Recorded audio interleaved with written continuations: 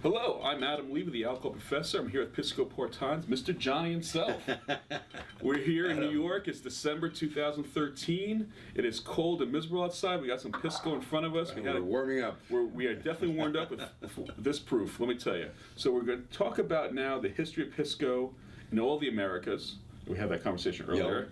And we're going to also go into the history of Pisco Porton itself. So please tell us. There's a beautiful story behind all this, because it has to do a lot with the United States eventually, I guess, right?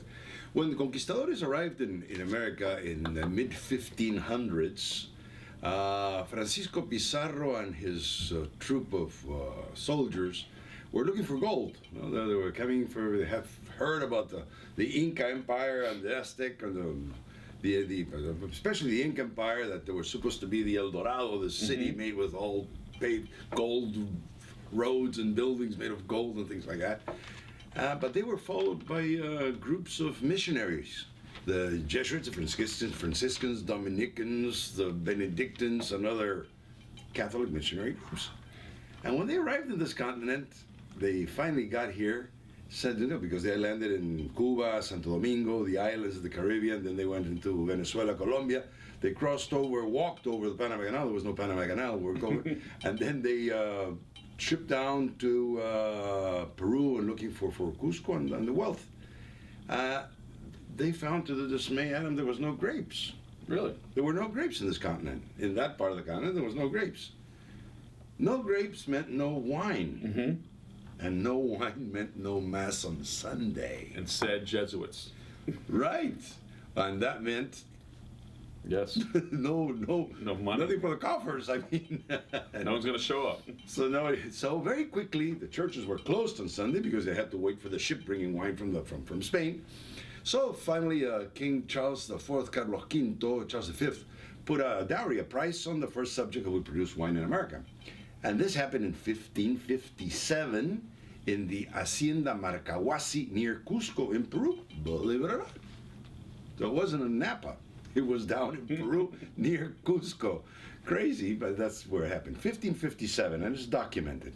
So then the story begins. No, the huge production, the grape that comes in. The grape that comes in, I think we've been trying to trace the DNA of the grape. It's the Listang Negra that comes from the Canary Islands. Oh, really? That's where it came from. Huh. Because it's easier to get to Canary Islands than the continent. So the guy came here, turned around with the grapes to win the prize very quickly. So it was a black grape, which today is your Mission grape in California. Oh. It's the same grape, right? Let's say it's an offshoot. It's a third, fourth, fifth, 200th generation of that grape, but that's the origin. Second cousin twice removed. Second cousin twice removed. But that grape was known as the Negra Criolla in Peru, and it multiplied abundantly and began to produce a lot of wine. But the wine was a very clarete, a very clear, and a wine that didn't have too much consistency, so it was used for mass, it was used to be drunk. So became so abundant that they began to distill it. Mm-hmm. First, because in the Andes it was easier to carry 1 liter of pisco than 4 liters of wine. Yes. Right? So you were reducing it to 1/4 the volume. This is the days for SUV. You get a No wheelbarrow maker, problem. put it in But your when back. you're carrying an alpacas and llamas, well, you were having a big problem there. No barrels. No barrels, sure. So they had this clay called piscos, as a matter of fact, Adam. This clay earthenware that looks very much like a Greek amphor. Mm-hmm. But again, they would break all the time, so it was very complicated. So this began that distillation. As I was telling Adam, the first document of distillation is 1613, and it is also in Peru. In all the Americas, it was in Peru. Then the beauty about this is the production of pisco, the distillation of wine, began to be so strong that Peru became very quickly the largest wine producer in America. In the colonial times, we're talking about 1600s and 1700s. Mm-hmm. And then for a series of reasons, Niños, those famous climatic conditions that we happen every so often, earthquakes and wars, internal wars, one big war with Chile, we lost all that production. But along the line, the Jesuits began to be the biggest proprietors of wine-producing haciendas in South America, all the way from Colombia down to Argentina, down to Chile, to Patagonia, until they were expelled in 1760-something from all the colonies by the Spaniards. And these properties were given to counts and dukes and royalty of the king that were living in, or generals or colonels that were fighting for the colonial Spanish Empire. And this one in particular, Hacienda La Caravedo, which is the picture that we have in the back of the bottle in here, dates from 1684. And we have the original document, the 14th of October of 1684, Rebata sells to Diego de Caravedo, his son-in-law, the property. And he has to pay his father-in-law in raisins, grapes, and pisco. 1684. So that makes it, this distillery is the oldest documented working distillery in all of the Americas again. So I think it's very, very, very cool. Now, the fascinating thing about this is that we still have it exactly as it was from 1684. It is a jewel. It's a museum piece made of adobe, very high because there was no electricity, so there were no pumps. Right. So everything had to be done by gravity. So you would step on the grapes at the top level. Yes. This is like a pyramid built of adobe. In the top level, they had the lagar, a round area where you would stomp on the grapes. From there, we go to the puntalla, where you had a little fermentation, maceration, pre-fermentation, and then to the cubas de guarda, where you ferment. Everything, natural wild yeasts. There were no pumps, no electricity, so everything had to flow. And it still works exactly. And then it would go through a ditch, through the garden, to the stills. But the stills were old stills. There's something you have not seen yet, Adam, because they don't have the heads nor the swan's neck. Really? It's called a falca. Okay. So it's only the base, the pot, and through the side there's a cannon. Okay. So there's no rectification.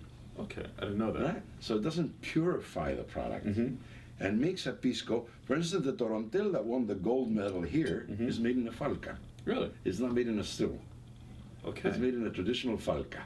Is that common? That's the way it was done in the 1600s and 1700s. We still are fortunate enough to have 3 of those. Okay. So we have 9 stills, but 3 are falcas, original, primitive, from those days. And they're perfectly working order. I mean, beautiful. And they make the gold winner that you gave me the honor of having that beautiful gold medal, which I will treasure very much. But it is for the Torontel, which is one of the grapes, which is a muscat, white grape, very, very, very aromatic, which just gives us all the muscat, the tropical fruit flavors, the mangoes, the pineapples that come in, which won the gold medal for that. So this old oficina, because the funny thing again, the Peruvians in Ica, which is the wine growing area of Peru, call the place where pisco is made, they call it the office. I think they was to trick their wives. Honey, where are you going? I'm going to the office to work, baby. Right? So it's called an oficina. It's called the office. So this oficina dates from 1684, and everything worked by gravity. And that served us as the blueprint of the modern distillery we built, which is what we call techno-artisanal, using the best that modern technology can give us, but not leaving the artisanal part of the handcrafted, miracle, beautiful way of doing pisco. And everything works by gravity. Interesting. So we had to raise our tanks 40 feet up with concrete and steel because we're an earthquake area, to be able to have the height, to be able to deliver the wine to the fermenters and then to the stills just by gravity. Okay? So this is the whole. We're not just a factory producing a spirit. We've got a lot of passion. We've got a lot of love. We have a lot of tradition. We have that essence that we've respected 400 years of pisco history when we're doing this product. Now, people may not know this. I just found this out today. You submitted 4 piscos for the competition. 1 gold, 2 silvers, 1 bronze. You definitely won Pisco Distiller of the Year at the New York International Spirits Competition. Well deserved. But I didn't know this, but you have another 4 more back in the home country. What the norm allows us to use 8 different grapes for pisco. 3 of those are second lost cousins of the mission grape of the original Quebranta grape. The Quebranta, Mollada Negra, Criolla are from the original grapes that brought by the Spaniards. 3 of them. 4 of them are muscats. Okay. Moscatel O'Tonnel, Moscatel Alexandrie, Moscatel d'Hambourg, the ones that give us the aromatic. And one of them is a hybrid, which is the Jacques, a grape that was brought to color the wine because the wine didn't produce every, which is only in one valley it's used, and it's not allowed to be used in any other valley. So of the 8, we use 7. Now, we make piscos of those 7 grapes, and in the local market in Peru, we are with 7 different, as a matter of 8, because we have them blended, and then each 7 of the individual grapes in the market, right? In the case of Porton, as I said, this is a blend of 3 of them.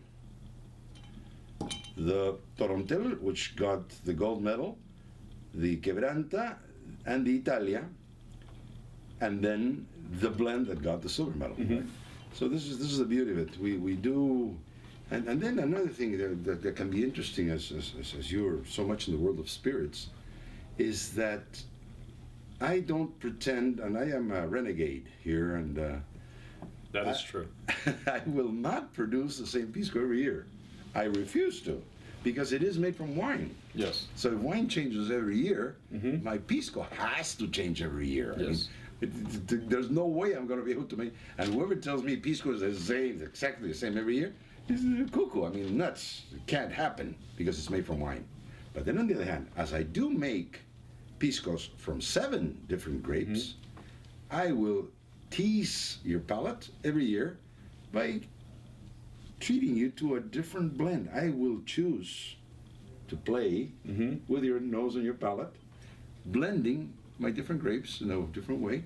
And I hope that one day Adam is going to come to me and says, Johnny, I loved your 1913, I hated your 1915.